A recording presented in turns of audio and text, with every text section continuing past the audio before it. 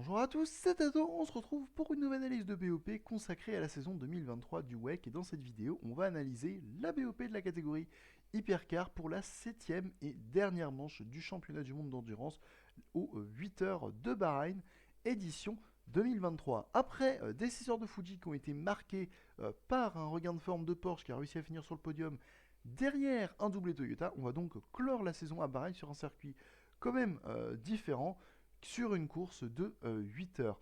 On a donc bien logiquement une nouvelle BOP, et cette BOP, elle a pour particularité de tenir compte des données récoltées en course aux 24 heures du Mans, également durant la première partie de la saison. Donc ça, c'est la base de la BOP qu'on a eue jusque de Monza jusqu'à Bahreïn en passant par Fuji. Mais comme vous allez pouvoir le constater, il y a eu un petit ajustement, et cet ajustement, en fait, c'est un ajustement de la BOP plateforme, qui est un équilibre qui a été mis en place entre les LMH et la LMDH, qui sont deux réglementations différentes qui concourent dans la même catégorie, vu qu'elles ont comme visée des temps autour similaires, et donc pour s'assurer justement que l'équilibre est bien bon entre les deux justement réglementations, on va faire un petit ajustement pour corriger cela, parce que jusqu'ici, les LMH, depuis le début de la saison, globalement, ont un petit avantage sur la LMDH, donc on verra si cet ajustement permet au LMDH de jouer avec les LMH de tête.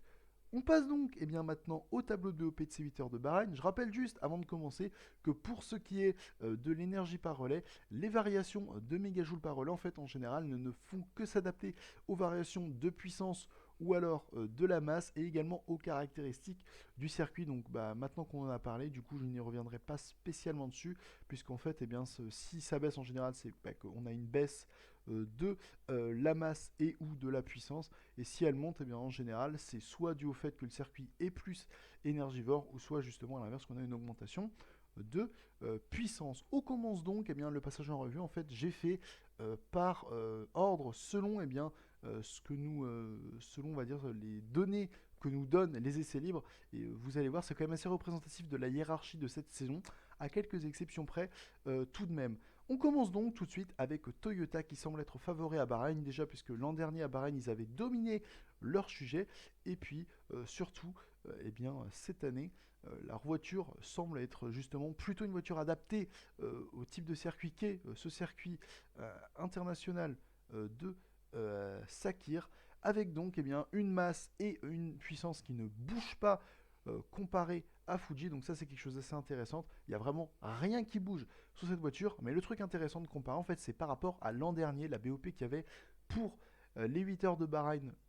Là justement, on avait une voiture qui était 27 kg plus légère l'an dernier, donc c'est quand même quelque chose qu'il faut tenir, duquel il faut tenir compte. Et pour la puissance, c'est bien à l'inverse, la voiture sera un peu plus puissante, donc forcément ça va compenser un petit peu l'écart de performance que ces 27 kg ajoutés vont impacter la voiture. On passe maintenant à, selon moi, la deuxième force du plateau avec Cadillac. Cadillac qui donc à Fuji avait une masse de 1039 kg, et qui ici à Bahreïn en perd 9. Alors en fait dans les faits la Cadillac ne devait en perdre que 2, mais suite à l'ajustement de la BOP plateforme qui traite de la performance de toutes les LMDH, Cadillac et Porsche se sont vus toutes les deux enlever 7 kg justement à leur masse prévue, pour justement les rapprocher des LMH, à voir si cela va être suffisant. Mais en tout cas pour Cadillac ça semble avoir eu un effet, même si on va y revenir un peu après là-dessus. Il y a une autre chose qui fait que la Cadillac est particulièrement en forme sur ce circuit. Mais donc la Cadillac à 9 kg en moins, elle aurait dû en avoir que 2, et la Porsche qu'en a 8, elle aurait dû en avoir qu'un seul. Voilà pour resituer les changements qui ont été effectués au niveau de les vrais changements qui ont été effectués au niveau de la BOP, parce que sinon tout le reste était prévu. Au niveau de la puissance, Cadillac, ils perdent un petit peu de puissance, ils perdent 1 kW. Là aussi, c'est une histoire d'ajustement en fonction du circuit. C'est notamment dû au fait que leur moteur n'est pas turbo, donc c'est pour ça il y a je pense plus de changements au niveau de la puissance, vu qu'il faut un peu plus réguler tout cela que pour les autres voitures. Il n'y a pas d'autre explication, sinon pourquoi est-ce que je verrais qu'ils perdraient de la puissance, alors que comparé aux autres circuits, enfin comparé à Fuji, tous les autres ont gardé la même puissance. On passe maintenant donc à Peugeot, qui semble être la troisième force du plateau, vraiment à égalité avec Porsche. Ça va être assez compliqué de les départager. En fait, la chose qui va les différencier, c'est justement la tenue des pneus. Et là aussi, on a des indices assez intéressants sur comment est-ce que chacun va essayer de mettre en valeur les forces et les faiblesses de ces voitures. On va en parler dans quelques minutes. Donc, on commence donc par Peugeot, qui voit une augmentation de sa masse de 3 kg. Autre chose intéressante, comparé à Fuji, autre chose intéressante, comparé à Bahreïn 2022, la voiture pèse 8 kg de moins là aussi. Ça a son importance. Et enfin, pour finir niveau puissance, eh bien, on reste à la même puissance qu'on avait à Fuji, c'est-à-dire 520 kW, le maximum autorisé. Et comparé à l'an dernier, la voiture fait 5 kW de plus. Mais comme vous pouvez le constater, en fait, la différence de puissance entre Toyota et Peugeot, entre l'an dernier, en fait, elle n'a pas bougé. C'est la même chose, c'est juste que les deux voitures sont simplement 5 kW plus puissante. Pour ce qui est de la vitesse du déploiement de l'hybridation sur le train avant, eh bien la Peugeot a quand même un avantage puisqu'ils sont à 135 km/h en conditions sèches et donc ça devrait les aider en sortie de virage à pouvoir mieux motricer, ce qui était leur point faible. On avait notamment pu constater ça à la sortie des chicanes à Monza et donc on verra si ça leur permet justement d'être dans le jeu et notamment de bien préserver leurs pneus avant puisque c'est quelque chose qui va être assez important ici à Bahreïn. On continue donc dans la hiérarchie avec Porsche, dont on a parlé un petit peu plus tôt avec l'ajustement de la BOP plateforme, qui donc perd 8 kg comparé à Fuji. Niveau puissance, rien ne bouge. Puis après, forcément, l'ajustement en mégajoules par relais va de soi avec les changements qui ont été effectués. Alors, c'est ça, voilà, qui ont été effectués. On passe maintenant donc à finalement la voiture un petit peu en retrait. C'est la Ferrari 499P qui semble, alors en retrait, c'est un poil derrière Porsche et Peugeot en performance. Et donc, cette voiture, elle a pourtant perdu 1 kg comparé à Fuji, elle garde la même puissance. Mais voilà, la Ferrari semble moins aimer les caractéristiques du circuit bahreïni, sachant qu'en plus, elle a en général des problèmes au niveau de la tenue des pneus. Il semble en tout cas que ce week-end risque d'être assez compliqué pour Ferrari, qui devrait plutôt se contenter d'une deuxième partie de classement en hypercar. Et enfin, on finit par Vanwall, qui, eux, sont masse minimum, puissance maximale, mais qui n'arrivent pas à tirer le potentiel de leur voiture. Là aussi, j'ai quelques infos à vous donner à ce sujet. On va donc pouvoir passer maintenant au meilleur secteur en comparant entre 2022 et 2023. Et il y a plusieurs trucs assez intéressants qu'on peut notifier. C'est que niveau secteur, Peugeot était à l'aise l'an dernier dans les enchaînements rapides, mais semble avoir finalement stagné à ce niveau-là.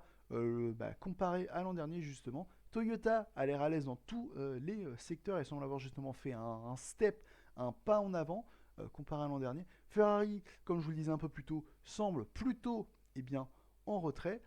On a maintenant pour vous parler un petit peu justement du cas Cadillac qu'on peut voir assez justement présent sur le secteur 1, secteur 2 et même secteur 3 en fait, le regain de forme de la voiture en fait s'explique par le fait que cette dernière elle a plutôt tendance à conserver bien ses pneus et Bahreïn étant un circuit qu'on pourrait qualifier de haute énergie pour le pneu, c'est forcément extrêmement demandant à ce sujet et donc pour ce qui est déjà juste sur entre guillemets le rythme d'un tour, ça aide, mais surtout pour la course et la dégradation des pneus, la Cadillac devrait être très en vert, donc bien sûr à voir si elle peut même réussir à accrocher les Toyota, ce qui moi est une éventualité qui me semble totalement crédible à l'heure actuelle. Donc voilà donc pour les différentes forces et faiblesses des voitures avec les secteurs. C'est vrai que j'ai pas précisé, mais du coup Porsche et Peugeot, comme je vous en ai parlé plus tôt, semblent vraiment être dans un mouchoir de poche. Après avoir bien sûr comment est-ce que ça va évoluer en course, mais justement avec ce qui arrive, j'ai une petite idée justement de quel côté la balance devrait pencher pour la course entre Porsche et Peugeot. Et donc justement, qu'est-ce qui devrait on va donc analyser en fait la vitesse de pointe et vous allez voir justement dans quel sens la balance devrait pencher entre Porsche et Peugeot. C'est assez équivoque. Donc vitesse de pointe, on peut déjà voir que comparé à l'an dernier, c'est déjà plus rapide. Logique, la Toyota est plus puissante. Par contre, justement, si on compare les vitesses de pointe avec celles de l'an dernier, les Peugeot sont à peine plus rapides. Là aussi, j'aurais pensé que la différence aurait été un peu plus importante, mais non, pas tant que ça. Et donc, sinon, on peut constater que Toyota a quand même une petite avance assez, franchement, c'est assez, à une différence de 3 km/h sur la première Porsche. C'est quand même assez notable. Donc les Porsche qui semblent être vraiment la deuxième force niveau vitesse de pointe, Cadillac qui semble être un cran en dessous de Porsche niveau vitesse de pointe, et ensuite on a de nouveau un trou en fait avec derrière justement Ferrari et Peugeot qui sont un petit peu plus loin placés niveau vitesse de pointe, mais surtout si on compare à Toyota, en fait on est 10 km/h derrière. Donc ça vous montre en fait que s'il y a bataille en piste, la Toyota devra avoir quand même un avantage à ce niveau-là pour essayer de passer ses rivales dans les lignes droites. Et enfin on clôt donc le tableau avec donc Peugeot qui semble, comme je vous le disais plus tôt, un petit peu justement en difficulté à ce niveau-là, et Van Wall comme d'habitude. Alors du coup, juste pour parler de Van Wall et après on finira sur Peugeot, Van Wall en fait, c'est juste que le manque de Vmax, il est lié au fait qu'à l'heure actuelle, ils n'ont jamais été en mesure en fait de faire tourner le moteur à la pleine puissance autorisée. Donc malgré qu'ils avaient 520 kW d'autorisé, à cause des problèmes de surchauffe, ils n'ont jamais été en mesure de faire tourner le moteur à cette puissance-là. Donc c'est pour ça que la voiture peine un peu en vitesse de pointe, parce que sinon elle a forcément plus de potentiel que cela sur ce paramètre. Et donc pour finir sur Peugeot, la faible vitesse de pointe en fait, moi je l'attribue à une chose en fait, c'est que Peugeot a choisi de plutôt rouler une configuration chargée aérodynamiquement pour bien préserver ses pneus, et donc pour pouvoir tirer parti de cela en course. Donc logiquement, dans le duel qui va opposer Peugeot à Porsche, je vois bien Porsche en début de course prendre l'avantage sur Peugeot, voire même en qualification tout court. Et ensuite, sur le deuxième relais de course, Peugeot, grâce à son réglage fort appui, au vu de ce que donne la vitesse de pointe, devrait selon moi être en mesure de revenir sur Porsche, voire même de les dépasser. Donc ça au moins, ça nous annonce une bataille assez intéressante aux alentours, du coup, finalement, pour la bataille entre la 4e et la 9e place, bien sûr, parce qu'ici on inclut les Porsche privés. Voilà donc pour la revue de cette BOP pour la dernière manche de la saison 2023, qui sera également la dernière manche de la catégorie GTE dans l'histoire du championnat du monde d'endurance qui était là depuis 2012. Donc voilà, je tenais également à parler de cette catégorie-là qui nous a offert des batailles absolument somptueuses et qui a notamment nous a un petit peu comblé pendant la période de vache maigre du LMP1 hybride entre 2018 et 2019, voilà, donc catégorie exceptionnelle qui va s'en aller pour être remplacée par la catégorie LM GT3. Sur ce, moi j'espère que vous avez apprécié cette dernière analyse BOP de la saison 2023 du WEC. Bien évidemment, le concept reviendra en 2024. Sur ce, moi je vous dis à la prochaine, salut!